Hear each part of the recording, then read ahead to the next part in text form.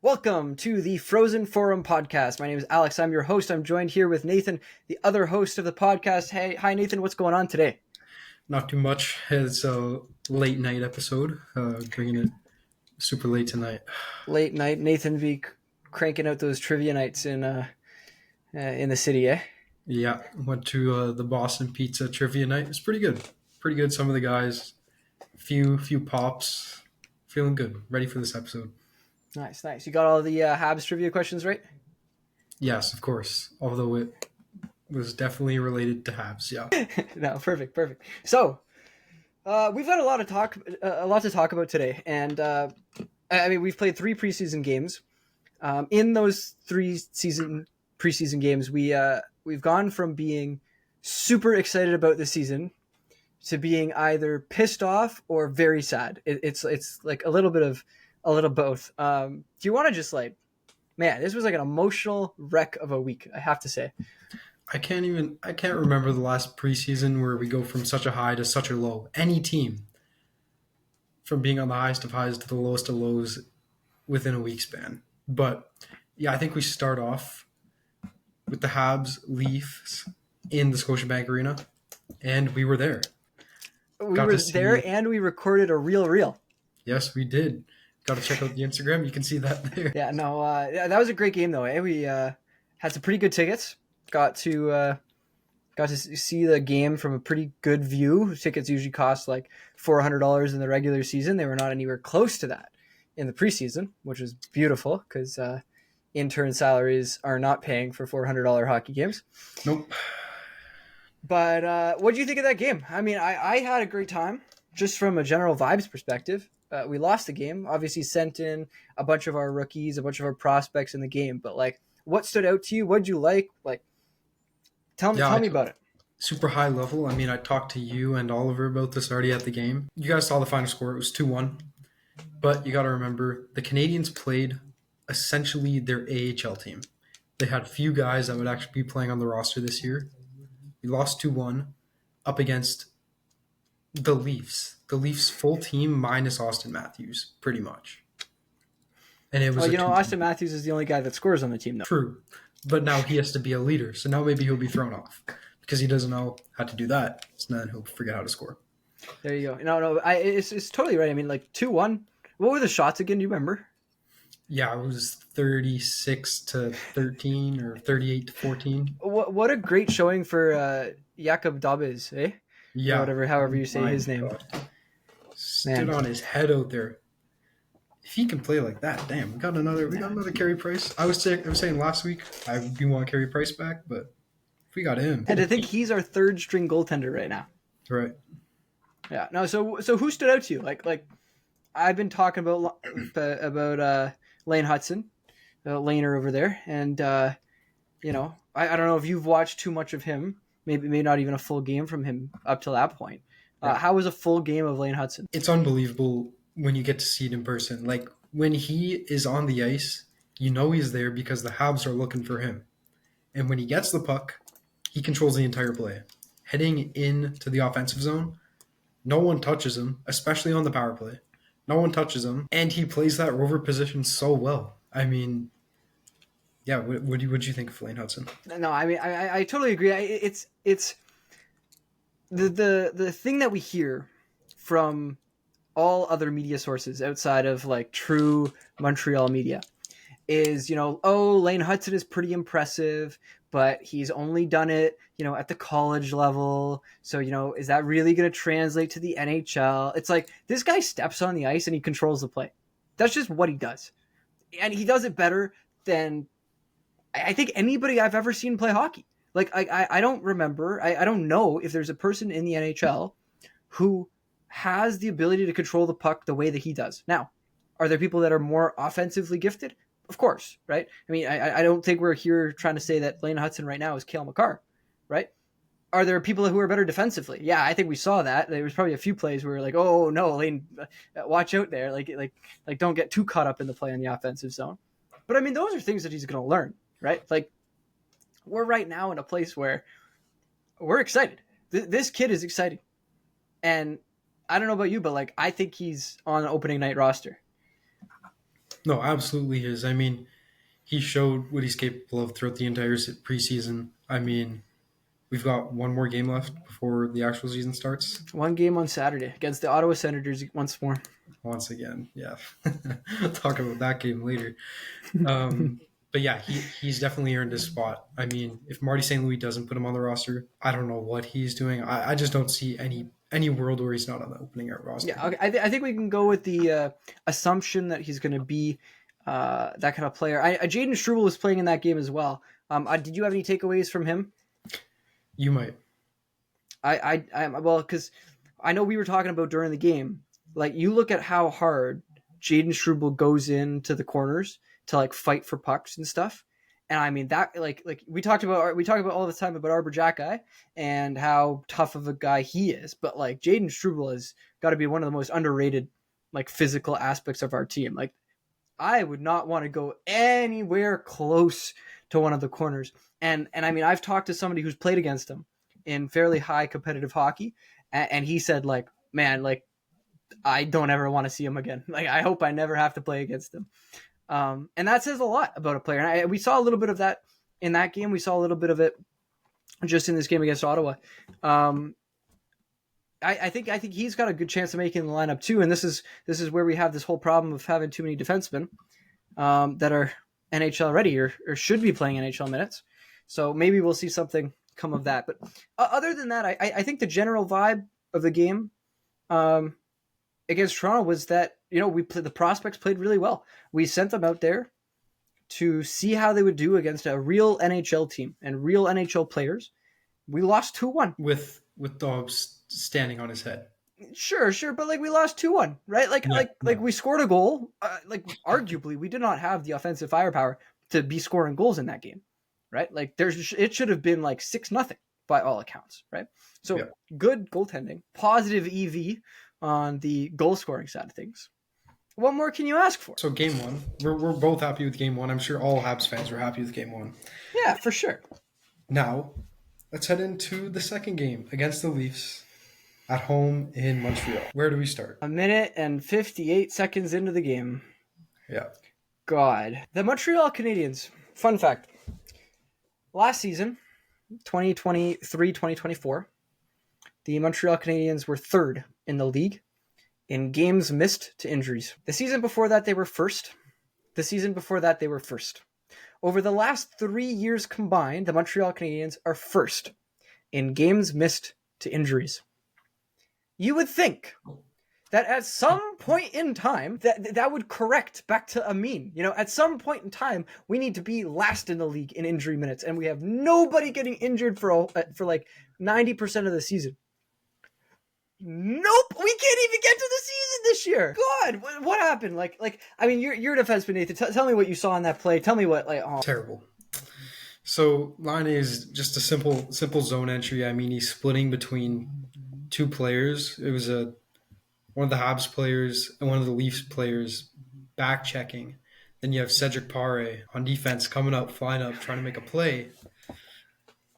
And then Laine's knee becomes a spaghetti noodle. I saw the one photo on Twitter of just a still image of his knee, literally like that. And I was like, he's gone. He's done for the season. When I saw that, we got really good news about that. I have to say, we got really good news about the injury. For those who haven't been following, Patrick Laine is only out 2 to 3 months. That's 2 to 3 months more than he should be out, because there's no reason that play ever needs to get made in the preseason. Especially from an AHL player. Okay, so it happened from an AHL guy. What I did like was the next shift. The sheriff is on the ice, and so is this AHL guy, Cedric Pare. And what does the sheriff do? Jumps. Just be the sheriff, bro. I mean, like the refs didn't do anything about it. No call on the play. As a side note to this, I mean, that game was abysmal. Like, the reffing was abysmal. They let it get out of hand so quickly, and there's no coming back from it. I mean, like, you're watching the Habs play. I mean, we're playing most of our guys. Like, we're playing our first and second line that's supposed to start the season, and people, like, the whole game, like, completely out of hand. So much aggression, so much whatever, and it all stems from the fact that Paré was not ever given a penalty. But yeah, so the sheriff takes matters into his own hand, and I mean, do you condone jumping people on the ice? Yes and no. I mean, you have the Bertuzzi incident where he jumps a guy from behind, slams his head on the ice, and he can never play hockey again. That you can't jump a player from behind like that. But in this case, Cedric Paré, Jack squared him up first, briefly, but at least he had time to like brace himself somewhat. So that I'm a little okay with. Maybe I'm biased, maybe I'm not. But I think if you're gonna do that to someone, they should at least see you, just to keep themselves. Well, I think if you look close to, I think Jack Guy's trying to get him to fight, right? And I'll draw everybody's attention back to when Corey Perry took out John Tavares out of the playoffs back in 2021, and I mean, an awful play, no doubt. Everybody saw the replay of what happened after, and the next shift that Corey Perry was on the ice, he fought a guy. Did he have to fight the guy? Did he do anything wrong? No. But he fought the guy because that's the code. You know, you injure one of our star players, we're going to throw you around a little bit, right? Cedric Paré is approached by Arbor Jack Guy. Arbor Jack Guy's trying to go, hey, buddy, time to answer the call. Ding, ding, ding, ding, ding. Police officers here, you know? And, I mean, literally, the sheriff is here. And Paré goes, no. Sorry, he starts turning away from him. And Jack Guy's like, yeah, good one. Nice one. Nice try there. You're not going anywhere. And then that's when the beating starts. And, you know, some people need to get beat to learn a lesson. And I think Paré better have learned his lesson because I don't think that was any fun for him. No, definitely wasn't. I mean, it was dangerous too. I mean, I was watching the replay a few times and there were just skates all by his head. I'd be terrified if that was me. But, so yeah, the Laine injury happened. So then the rest of the game, what did we see throughout the rest of the game? Well, I got a whole thing to go on about our power play because, as a side note, as of right now, I believe it's like 0 for 22, the power play. Over like the entire preseason, we have not scored a single power play goal. Also in that game, though, before I get into that, David Reinbacher goes down. He's out. And this is where, you know, injuries are so unpredictable as to how you can tweak something and whatever. We come out of that game going, Patrick Laine is out for the season. David Reinbacher like has a bruise, you know, like it looked like he did nothing. He had to have surgery on his knee. He is out 4 to 6 months. So that's not good from that perspective. I mean, Reinbacher has to be the one prospect in our system that has the most runway. Like, I don't think anybody in this organization cares what he does as long as Demidov does what he's supposed to do. Everybody's like, we got Demidov, we got Hudson. Who cares about this Reinbacher guy? He can go lollygag, whatever, do whatever he wants. And I think he's got a really high ceiling. I think he can be a really good player in the NHL. But this just sets him back. And that's not good to see. It's never good to see players go down. So he goes down. Arbor Jack Guy gets evicted from the game after jumping Paré for whatever reason. You know, I don't know why he got evicted from the game. You know, he's doing his job. You know, that's what we pay him to do. Paré deserved 100%. Exactly. If you're gonna go out and try and kill Laine, you better be ready to try and be killed the next shift. You know, I heard there's a Leaf fan at my work who has told me that you know, it wasn't a dirty hit by Paré. What do you have, like talk to me about like what Paré did that is so egregious? Because I know as a fan, I hear what the announcers say and stuff like that, but like I've never actually been in that position. Okay, well, I think that's just a pretty clear case of just Leaf fan delusion, as per usual. But he's skating by Laine, and instead of just by passing him when he missed the chance to check him, he sticks his leg out. He sticks his knee on his knee. It's a textbook knee-on-knee hit. And it should be suspendable. I know it's just preseason, so he's going back to the AHL, but he should be suspended in the AHL for a little bit. That was very dirty. That could have been way worse for Laine than it was. It's a cheap shot, right? Like at the end of the day, and you hate to see that, especially against the better players on the teams and the guys that we're excited for. I mean, we've been talking about Laine since we picked him up about how he's going to score 60-something goals this year. I mean, I still think he can score 60 goals this season. It's going to be a hell of a lot harder than it was before. Because, 2 to 3 months, that's almost half the season, depending on how long 2 to 3 months actually takes. Yep. Right? So, not good. Hate to see that. Game gets out of hand. We had 3 fights in that game. So, sort of. Arbor Jack guy doesn't really have a fight, but it's a fight. Uri Slavkovsky also fights somebody. People think he got knocked out. He did not get knocked out, everybody. The guy pulled him, he lost his balance, and he fell. That's all that happened. That happens all the time in fights in hockey. For anybody who says any differently, you've never played hockey or never fought on skates before, it is very difficult to stay upright on your feet. Like, this is not like something they teach in hockey school, or like when you're coming up the minors and stuff like that. They're not teaching you how to stay on your feet in a fight. Most of the leagues, you never fight. I think Uri Slavkovsky never entered a fight before he entered the NHL, right? It's only his third one ever. Man. In Russia, you'll see these videos online, though, of these kids in hockey school, youth hockey school, teaching how to fight. Well, Russia's Russia, It's Russia. And the third fight. I actually don't remember who started the third fight. Yeah, neither do I. Was it Josh? No, Josh Anderson didn't play. Doc didn't get in a fight that game. Nobody else on the first line would have. Did Pizzetta get in a fight? Maybe Pizzetta got in a fight. I don't remember. I remember there were 3 fights. I mean, I think the fact that there were so many things to pay attention to in this game that we just were not happy with whatsoever just shows like how out of hand it was. I'm gonna find who the other fight was. Yeah. Okay. You pull that up. I wanted to talk about the power play, Nathan, because I have a lot of problems. I mean, just in general, but in terms of this, I have a lot of problems with how Marty St. Louis runs his team sometimes. Okay. And I'd like to point to 2 different things, right? Number 1 is the personnel on the power play. Number 2 is the structure of the power play, right? So, first of all, what is preseason hockey for, Nathan? What do you think the main objective of the preseason is? See your prospects and guys that could have a position on your team, a spot on your team for the regular season. Right. And more than anything, it's to try things, right? The games don't matter, right? It's let's get everybody up to speed. Let's get people going and all that kind of stuff. Now, I understand that Marty St. Louis wants his power play unit to get some time to synergize, to figure out how to do things.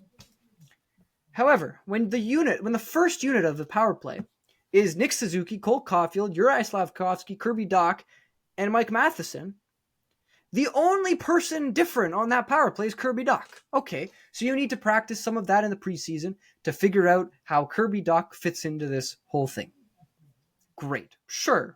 Okay, you need to practice that. You know what is a hell of a lot better? Is seeing how Laine Hudson does on the first power play unit. You're going to have fans from the beginning of the season who are going to say Laine Hudson should be on the first power play unit. If you never gave him a chance in preseason, when it doesn't matter, you're just going to continue having these fans say all of this stuff about Laine Hudson. And it's a very fair point, right?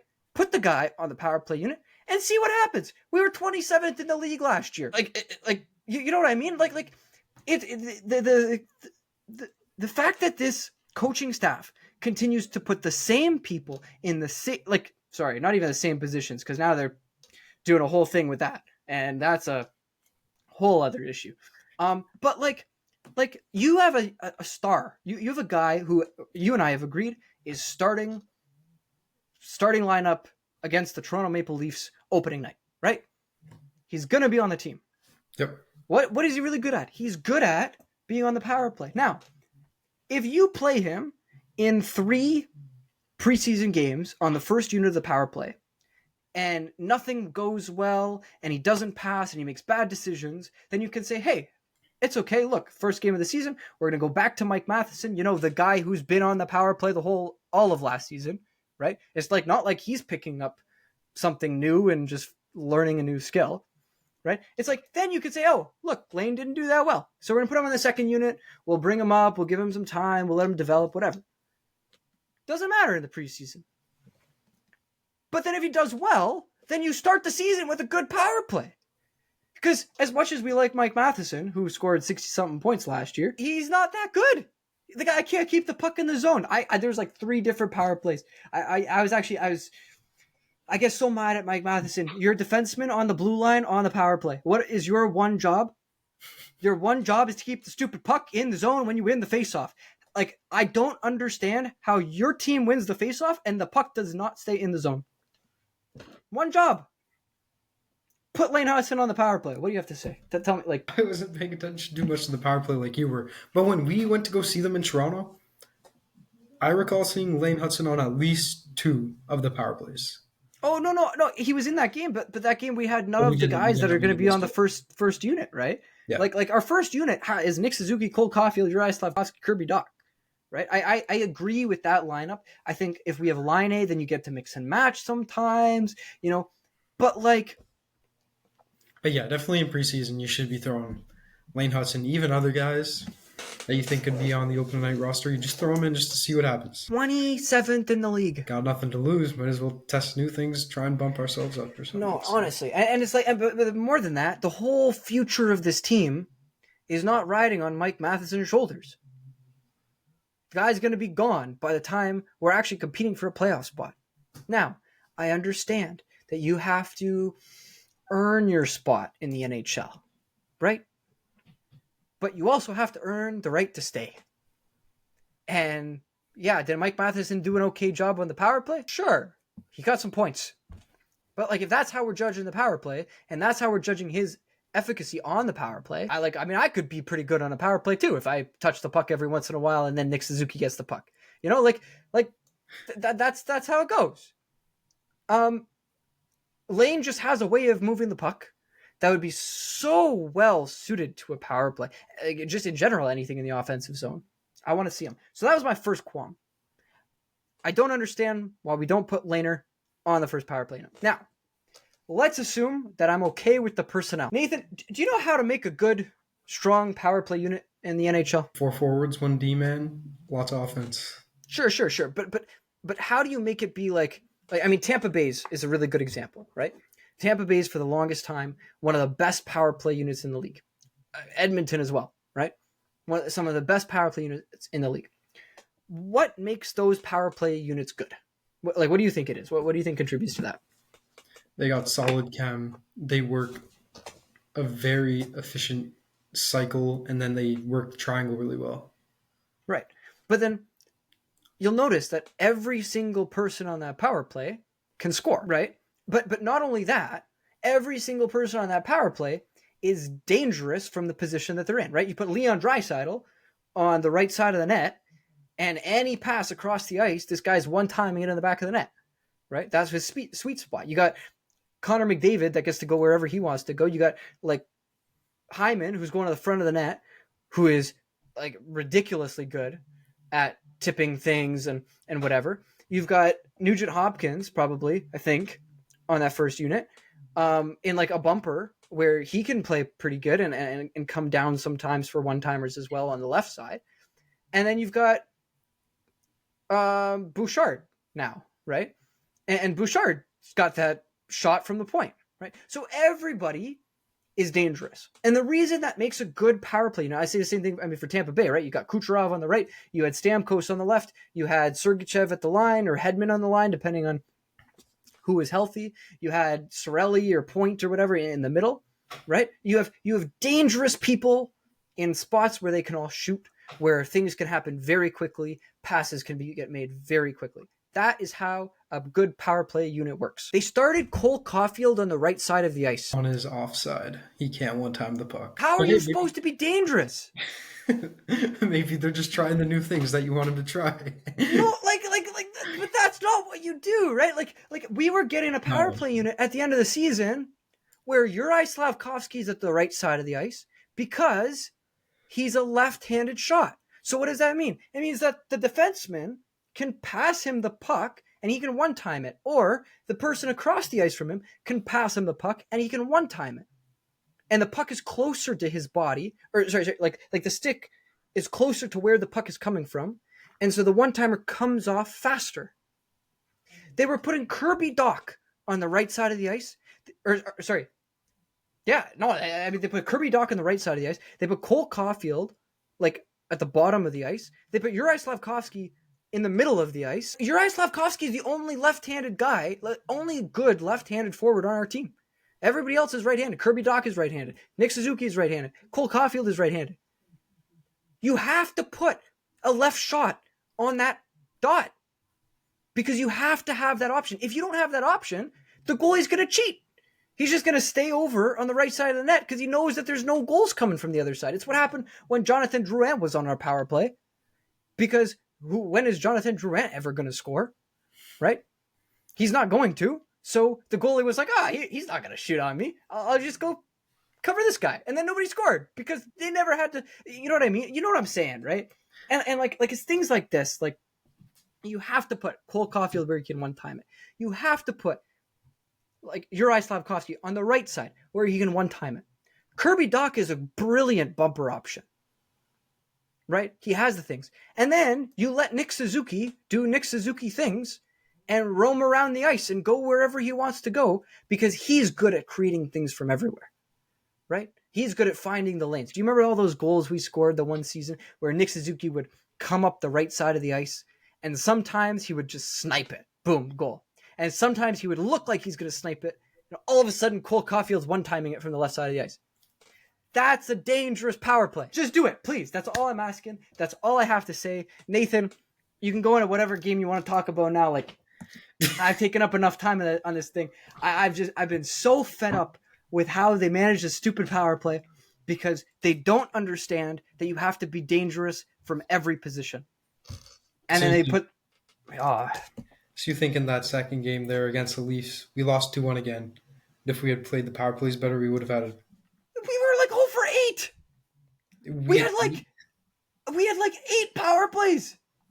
Okay. Like I want to pull it up because it was actually ridiculous. We were 0 for 7. Sorry, 0 for 7 on the power play with our first unit on the ice against some AHL Leaf players. Ay, caramba. So it's not a good look. Okay. Yeah, we got to get that sorted out. Marty St. Louis, if you're watching this, just put Slav back on that. But it's not hard. This is what I'm saying. It's not hard. You just put Laine Hutson at the point. You put Cole Caulfield on the left side. You put Juraj Slafkovsky on the right side. Put Kirby Dach in the middle. Put Nick Suzuki roaming from the right side of the back to the left side of the back. And I mean, Laine Hutson's a great rover. He'll roam around too. And you do that, I guarantee you. And actually, I wanted to make a bet. If they keep doing what they're going to do, they're not going to score a single power play goal this season. I'm actually convinced. Like until Cole Caulfield is on the left side, and until Juraj Slafkovsky is on the right side, and Mike Matheson is off this power play, I don't think we're going to score a goal. And it's going to be when they change. They're going to put Laine Hutson on. Just watch. 5th game of the season. They're going to put Laine Hutson on the first power play unit, and we're going to go 4 for 4. Or some stupid stat like that. And we're going to go, I wonder who told them to do that. I wonder who thought that would be a good idea, you know? This is done with the rant there. Yes. Okay. Sorry. No. I don't know if you can tell. This is a little bit of a sore spot for the last few years. It's all good. So, finish that there. Game 2, 2-1 once again. And we head into the game last night against the Senators. I can't believe it's only last night. Yeah, it's felt like a long time since then. But yeah, last night against the Senators. What did you see during that game there? I've talked too much. I'm going to ask you what you saw. So I know you wanted to talk about a very specific fight. Yes. Also, I looked it up. It was Josh Anderson in that first Toronto. Yes. In that Toronto game.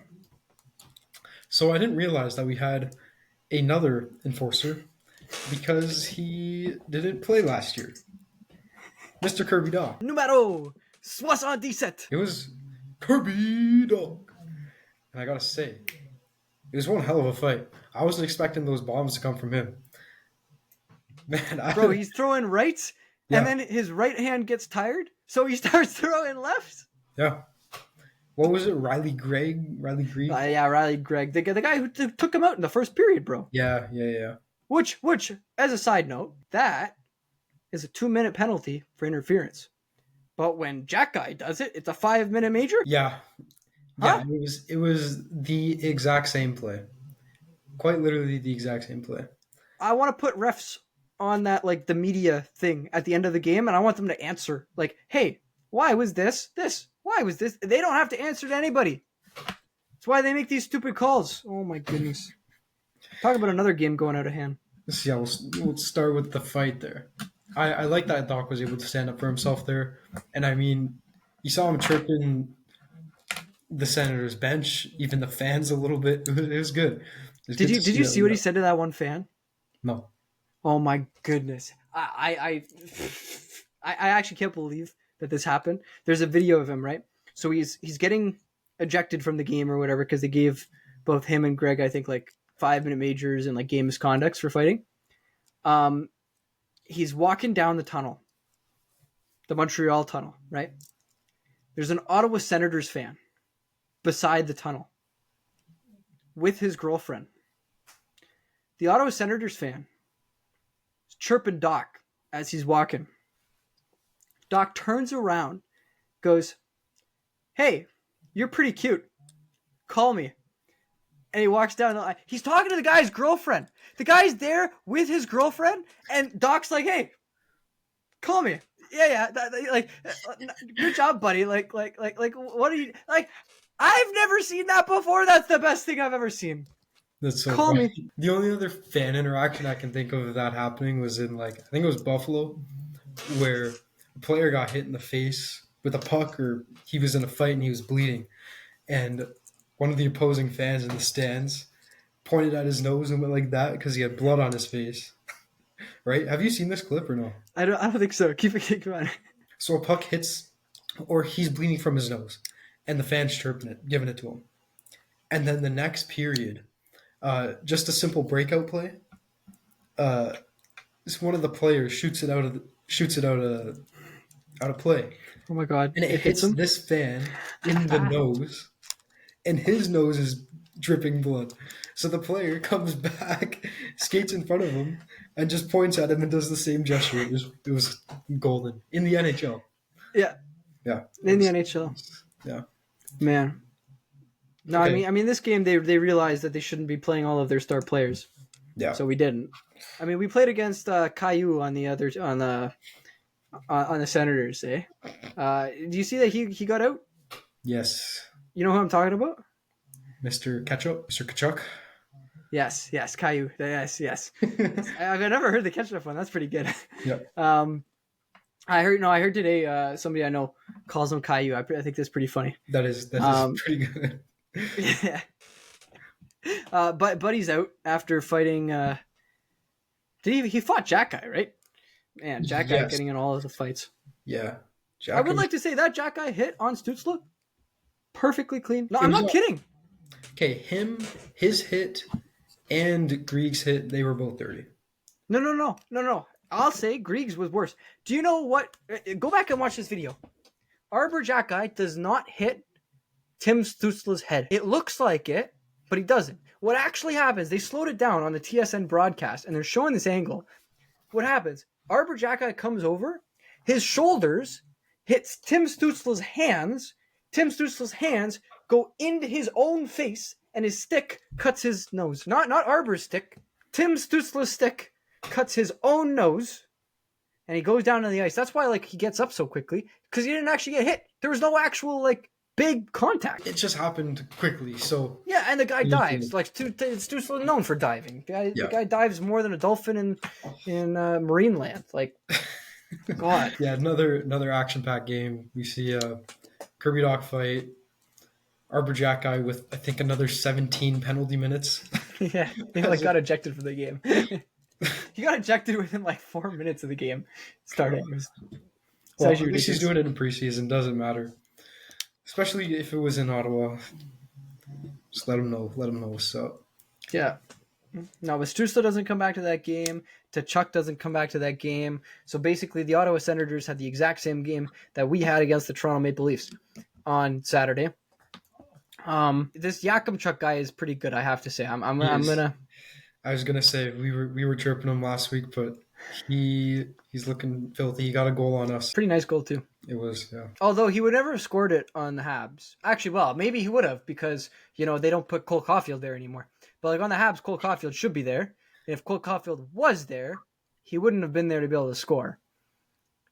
But I guess on our new era power play, the one that goes 0 for 22 in the preseason, I guess on that one, Yakimchuk could have scored a goal. In the actual NHL, yeah. Yeah, the only difference is that whatever Yakimchuk does, Demidov's going to do like a million times better. So it doesn't matter. Just got another year before we can see him in the league.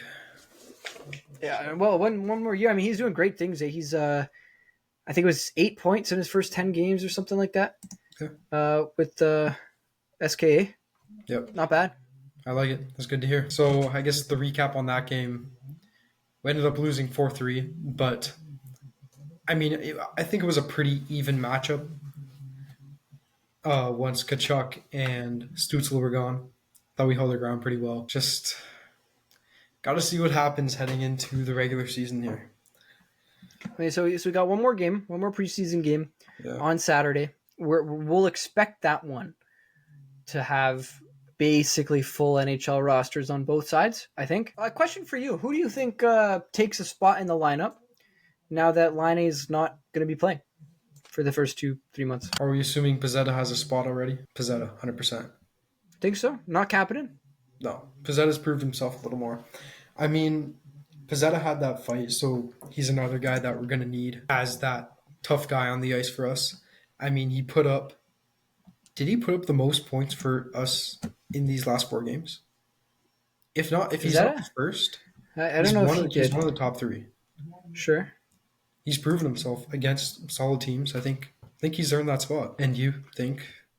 I mean, I want to see Kapanen. The question I think with Kapanen is if he doesn't start in the NHL, he goes back to Sweden. So obviously that will have some sort of effect on what's going to happen. But I don't know, you watched him play in Toronto and he was flying up the ice. The kid's really good.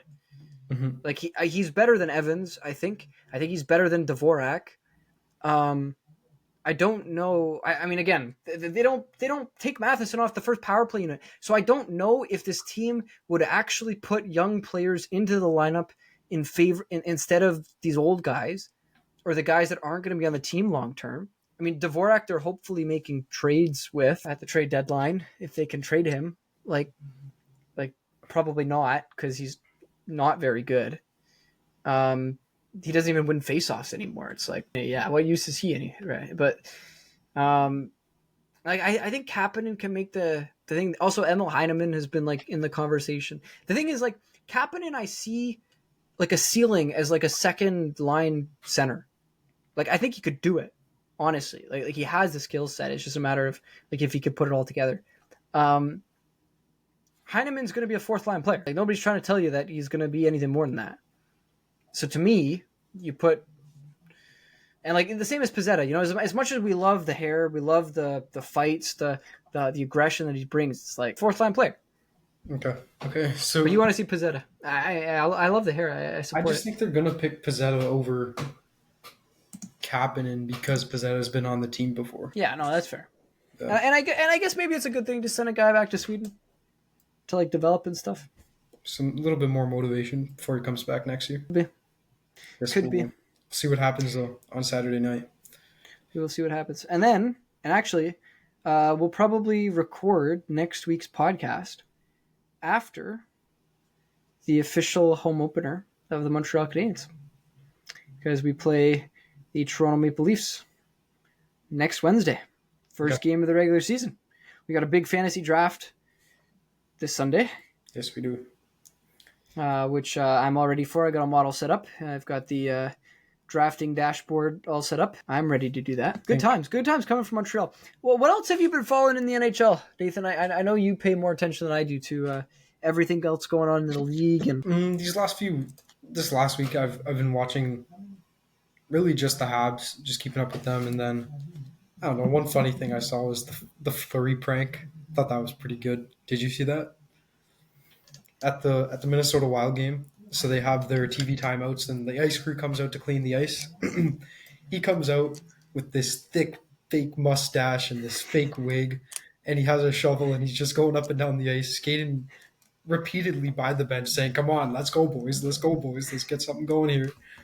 And then it wasn't until like the third or fourth pass around where the Wild realized That it was Fleury. Flurry.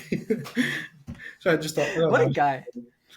That's guy. He's got to be so much fun to have on like a team. got to be good. I mean, I've Good been watching a little bit of the Utah Hockey Club. I think they lost to the Sharks last night, which is not a. Oh, you see that Celebrini went out and is out with injury. Went out. Yeah, I did not see that. Celebrini's injured.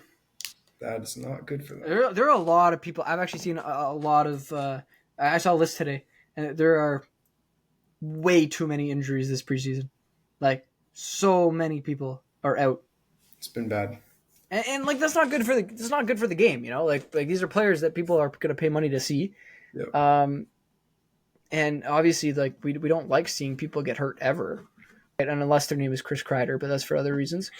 And so, like, yeah, no, it's terrible to see. Yeah, I know. Terrible to see.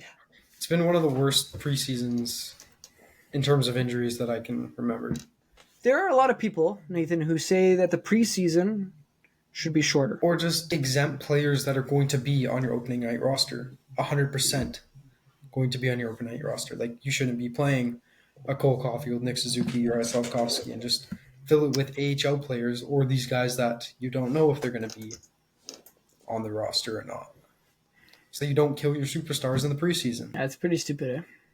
Yeah. I mean, a lot of people will say that the players do need at least a game or two to like get up to the swing of things and get into a routine and all that kind of stuff. But like, would you cut it down? Would you say, okay, the first 4 games you're not allowed to have NHL players, or like, do you think it's just on the teams to like do that themselves?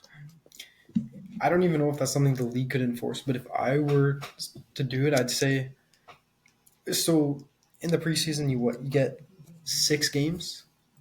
Each team gets about 6 games. Well, they can get more, actually. I think Montreal has 6, but I think there are teams that have done more. I think you save the last 2 games for NHL players, and the games before that are your iffy guys and AHL guys. You want to see how they perform. One of the things that people have also said is like the teams should coordinate to put equally strengthed like lineups against each other, right? Because and I think you look at that game, Montreal-Toronto, there is no reason why Nick Suzuki should be playing against some AHL forward, right?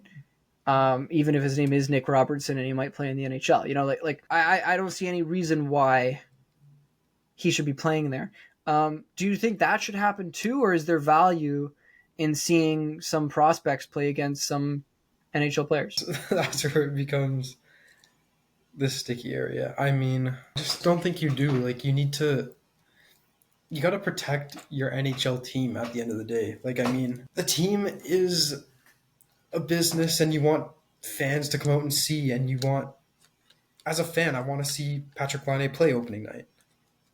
But now, because he got injured to some AHL guy who's never going to play in the NHL, I can't see him for 2 or 3 months, right?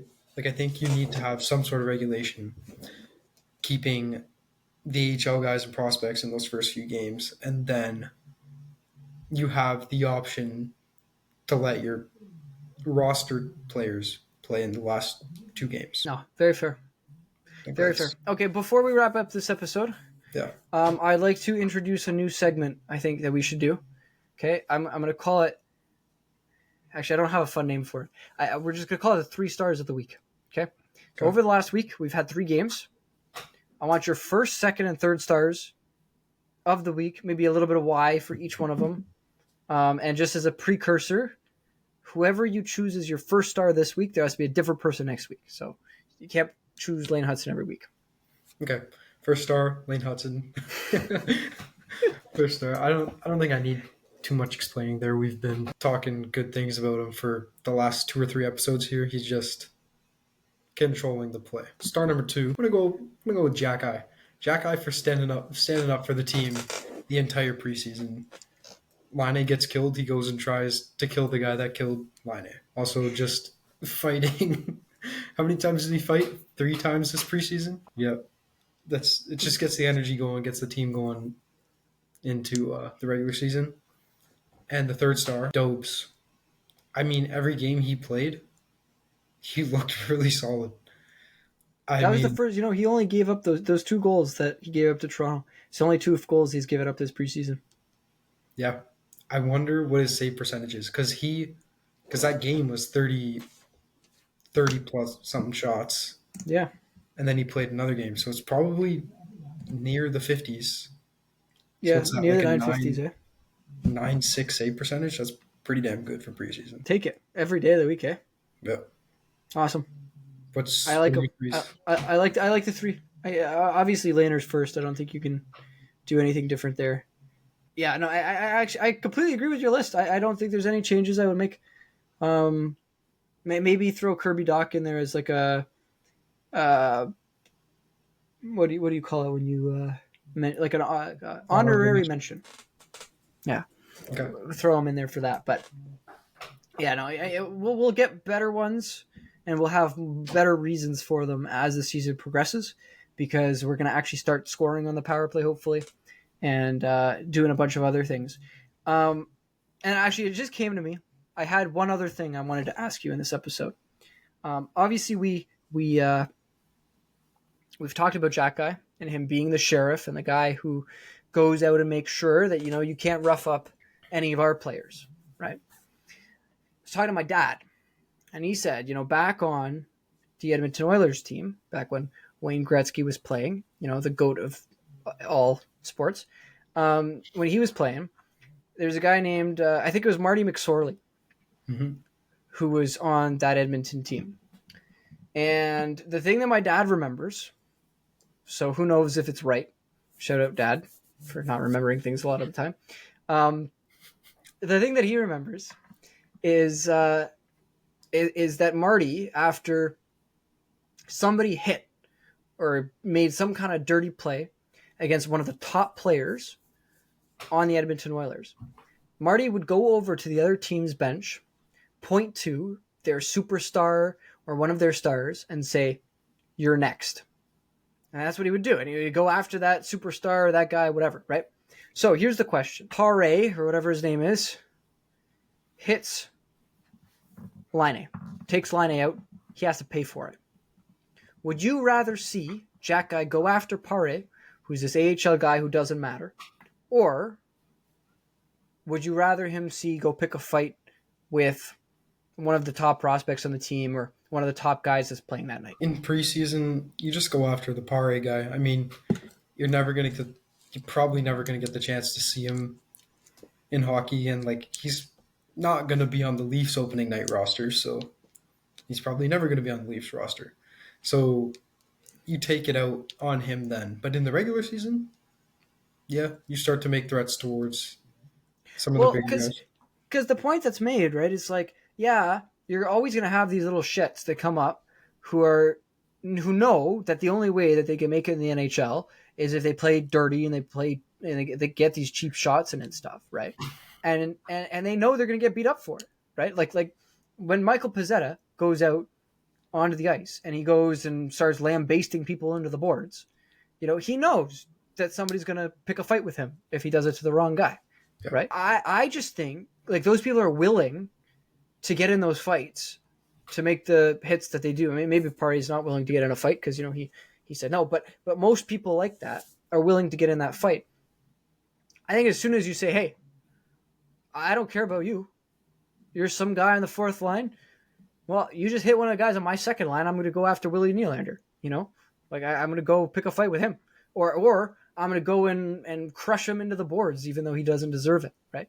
And then that is going to be the lesson to your team, is to say, "Hey, don't touch any of our good players, because it's not your life that's threatened. It's one of the good guys on your team. And that means you're letting your team down by injuring my team." which doesn't conceptually usually make sense, but it makes a lot of sense when you say he's done. No, I like it. I mean, all the old NHL players had that sort of mentality, that tough guy mentality, and like, you screw with us, you're done. Yeah, I agree. I mean, the older players were always tougher, and I mean, you don't see enough of it in the league now. I mean, I think you're starting to see a bit more of it come out of the younger guys, which you hadn't seen in the past few years, and I just enjoy seeing that, especially from a guy like Jack on our team. No, it's good. No, it's very fair. So with that, we'll. I know we're both tired. We got to get to bed late at night on Wednesday. For everybody watching on Thursday, right when this comes out, I'm really sorry you had to wake up so early in the morning. But if you're just watching this on your way to work or in the morning, anytime on Thursday, thank you so much for supporting us that early. It means a lot the first day after a podcast to see that people are watching. And we thank everybody else for watching as well. It's always a pleasure. We're bringing this to you because we like talking about the Habs, and we hope that other people are as excited or now, I guess, as angry and sad about the team as we are. But we're going to get through this, guys. We're, as Habs fans always do, we'll find some optimism somewhere. Yep. And so let's do that. And with that, we'll thank you. So subscribe to us on YouTube, like and follow. Give us 5 stars on Apple Podcasts if you listen to us there. That's how you show us the love. That's how you show us that you care. If you're on Spotify, drop a comment. Comments are apparently things on Spotify. I haven't seen any. So if you're on there, just say hi. We'll say hi back. We'll see how that interface works. But for everybody on YouTube and Instagram and Twitter and everywhere else, thank you for your support. We appreciate it. And we hope to bring you more good content soon. Anything else, Ethan? That's all. It's officially Thursday, so this will be coming out the same day. It's officially Thursday. Well, yeah. Wait, okay. So thank you, everybody, and have a great night. Have a good night. See you guys next time.